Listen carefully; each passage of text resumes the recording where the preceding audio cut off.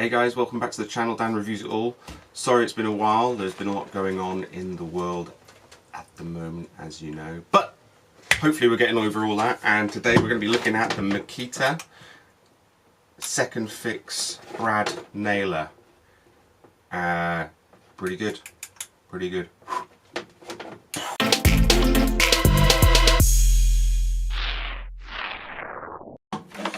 Okay, so what are we looking at? So I love Makita tools. They're always really good quality. Never get a poor quality Makita tool. So this one is the AF506. I got it for just under 90 quid, including delivery. I'll put the link in the description. It is an air nailer, so you have to have it connected to a compressor. I've got a Draper compressor under the 24 litre under there, under the bench, and I'll do a review of that because it is also pretty good. I like doing reviews of items that are really good. It tells you that the max pressure you should really be using is 120 psi, pounds per inch, and which was equivalent to 8.3 bars.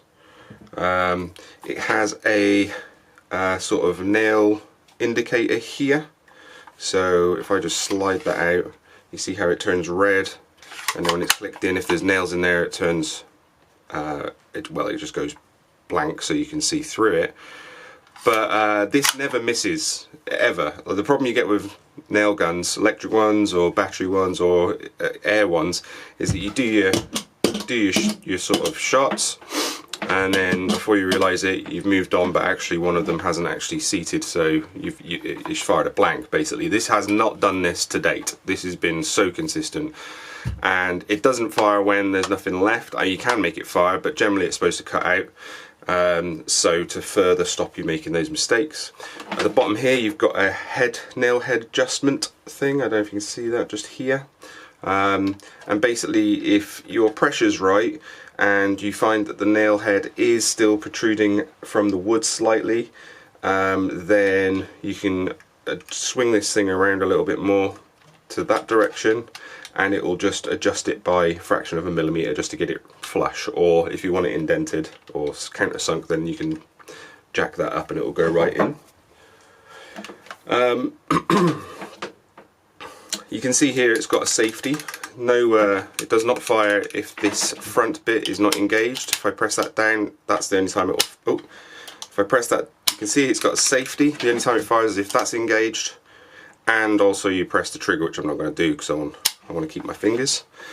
And what we're going to do, we're going to test it out by this thing here is a belt hook, so that if you're sort of up a ladder or something, you can just hook it onto your hip somehow, or your belt. I'm a landscaper, and I do a lot of custom fencing using sort of cedar rails or larch. Well, I don't actually. I use roof battens and sand them and treat them because it's so much cheaper and looks almost exactly the same. This takes up to 50mm brad nails. So that is kind of the depth you need for doing fencing. I wouldn't sort of do it any less than that, or else they'll start to ping off after a week or two. The ones I bought, I just went to Screwfix and bought some tack wise. Actually, Screwfix or Tool Station, I think it's Tool Station, and bought some tack wise. It's a 18 gauge, so you have to get the right gauge or else it won't work. And these are 50mm brads. I think it can do anything from 25 to 50 or 20 to 50, something like that. But these are 50mm, the max it can do. They just slot in nice and easy, push to the top, or even don't push it to the top, and then you just slide it and it'll do it for you. So how can we test this sucker out? Right, what we're going to do is, I've got a 4x4 fence post, which is probably what you shoot into. Well, no, I mean the fence, but if you're doing sort of rail fencing, you know, with sort of battens or larch battens, you probably put a frame because you have to have a post kind of every 100 or every 90 to 100 centimeters. So you wouldn't necessarily be shooting direct into this, but nevertheless, we're going to shoot into a 4x4 piece of wood fence post. But that doesn't really test it because the fence posts are normally quite soft. So what have I got? I've got some nice hard solid oak, not engineered, solid all the way through oak flooring. Got one piece, two piece, three piece, and we're going to see how many pieces it can get through. and I mean that will show you whether it's worth to use for interior sort of nailing. I think it is. The whole point of a second fix is that they're not sort of nails. So first and second fixes, you're not really looking at the nail head. So a second fix would be in places that you're not worried about the look so much. A first fix is where you do need to see, you are going to see it from a decoration point of view. You're going to see the nail, so it's important how it finishes the nail into the wood. You can still adjust to a certain degree, but the brads are designed to be buried in wood and be unnoticeable. Similar to things like skirting board, flooring, you might nail down the edge and then put your next piece on so that you don't see the nail. So second fix is more common. First fix, people like cabinet makers and carpenters might use those. So we're going to have a little play, and a few things I've noticed about this is they give you this rubber thing here, stops you damaging the wood when you're pressing right up against it. So in softwood that's important, doing framing or anything visible is important, but they also give you a little one here. I didn't notice it at first, but it's like a spare in case you lose the first one. You just pop that off and you can put it on, and you can carry on. You know, it's a little holder for that. And the other thing I noticed is, I can't remember the name for it, but there is some settings where you can just hold the trigger down and press the sort of safety button on the front. Again, I'm not up on the terminology. And it will just keep firing. This one doesn't have that. There's no switch for that. I don't know why. Maybe it's because it's in compressed air. Maybe those ones don't have it. But I could have bought a really cheap nail gun that does 50mm brads for, what, 30 quid? This one was 90, and I am so glad that I bought it because it's such a nice piece of kit. It's much more of a pleasure to work with. So less of me gassing, more of me doing some stuff. I'll also give you some safety tips as well, because it's amazing how carried away with these you can get. But safety is important. These got water on them. It's a gloomy day out there. It's a gloomy day. That's why I'm doing YouTube videos, because I can't get out to work really. I'll just be stepping in mud constantly. Hi guys, everybody, welcome to my channel. So safety is #1 priority. See if you can tell me in the comments who that is. I love that guy. Anyway, let's do I've got my compressor worked out. So now that is effortless. Can you even see the nail in there? Let's see if it will focus in. The nail is buried right in there. Perfect. Right, now I'm going to adjust the head depth, see if I can get it to deliberately protrude some more. There we go. Let's see how far out. There you go. So that's what I mean. Now you can adjust it by what looks about 3mm. I don't know if you can see it there. Really hard to get such more detail on the camera, but you can see the head is just about sticking out here. And then if I just give it a few turns that way, I can adjust it a little bit more. That's sunk in a tiny bit more, and again, and that is completely flush with the nail there. I don't know if you can see those. It's completely flush with wood. And if I go all the way, it starts to stick right into the wood, so it actually leaves an indentation. So that's one of the things I love about this. I've not seen that on other ones. Maybe they do exist. I'm no expert on the whole nail gun thing, but I thought that was a genius bit of adjustment there, because sometimes the pressure can change how well the nail embeds, and also you might decide, actually I'm going to do a bit of filler over the nail. It's good to put a bit of filler. It sort of blocks them in, stops the nail from rusting a bit more, and you can sort of hide them a little bit better. So you can see it can tackle softwood no problem. Here we go with our floorboards, and I'm going to just stick this under there, because if it does go through, it's going to go through into my workbench, which will be a pain trying to look after it. So 1, 2, 3. Right, so that's on the full depth setting, and it absolutely had no problem going through there whatsoever. Just check that my pressure is still good. Yeah, it is. There's loads of pressure on that. So that had no problem. let's try and go for 2 bits of wood. We'll just stick these together. Oh, that sounded a bit more solid right the way through that. Look at that. All the way through there. Not an issue. And again, let me just try with 3 bits of wood. Now these are 18mm, maybe 20mm boards, I'm not sure. So combined, you know, you're looking around 60mm worth of oak. And that has gone through all 3. Now that's the depth it would get to. It hasn't even come out the other side because it's, you know, they're only 50mm brads, but I can't even prise that apart. Hold on. Did I put it on top? Yes, no. I can't even prise it apart. There we go.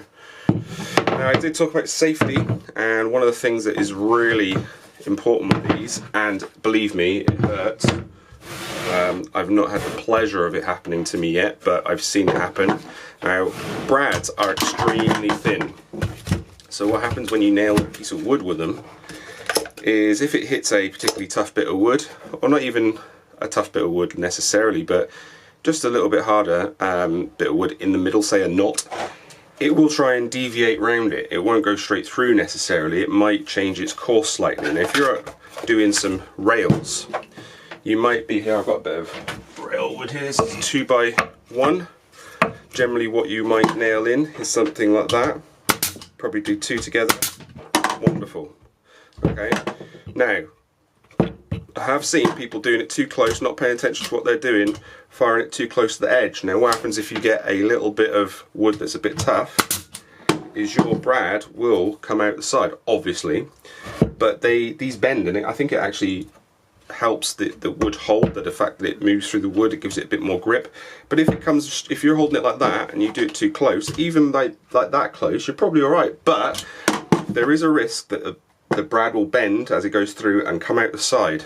And I have literally seen people, and it only does a pinprick, but my god, that will hurt. It goes right in there. It will not forgive. It will go straight into your finger. So here's how quick you can nail.